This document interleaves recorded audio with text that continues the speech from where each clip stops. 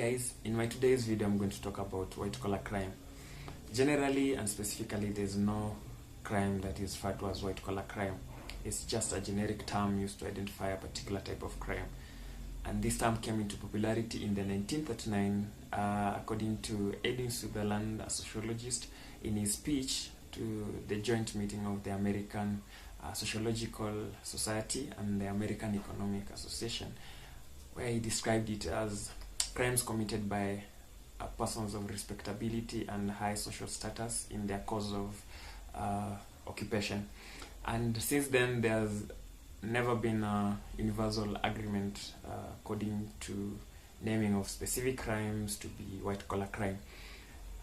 But typically and generally, white collar crime can be described into three categories. That is by the category of the offender, and that is according to a social economic status or position of trust. For example, a manager in a company, that is a position of trust that everyone trusts that manager and expects them to behave in a certain way. And the second category is by the category of offense, and that can be social, can be an economic or business crime. And the third is according to organizational culture. So for Sutherland, he described it. He described white collar crime using the first principle, that is the category of the offender, where he stated that persons of high social economic status or respectability are in a position of committing more crimes because of the position and the mandate they have in that category and position and the powers they have. So they are more likely to commit certain crimes which are generally described as white collar crime. And then, according to U.S. Department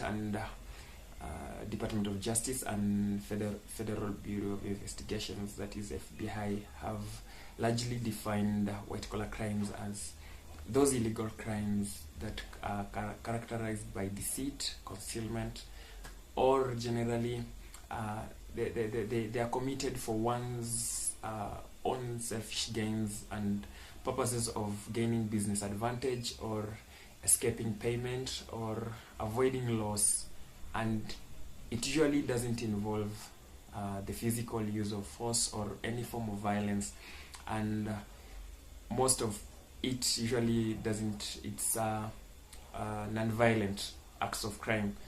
And then most of the people who do such crimes usually try to gain an advantage of something for their own good. I hope now you are able to identify such kind of crimes that occur in an organization or a place of work where you do work, and you are able to identify certain aspects of crimes that will lead you to knowing this is really a white collar crime, or by the three definitions and the categories that I've shown you, I've elaborated them to you. I believe you are able now to understand in deeper way the true essence and the true definition of a white collar crime. Thank you guys for watching, and subscribe to my channel for more videos.